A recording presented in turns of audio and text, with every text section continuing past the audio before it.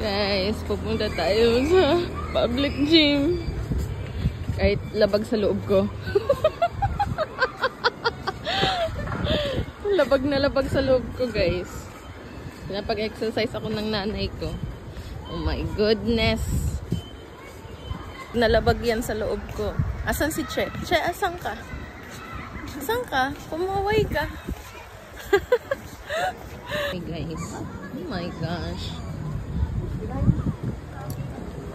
Alam, sira na yung isa, oh. Sira na.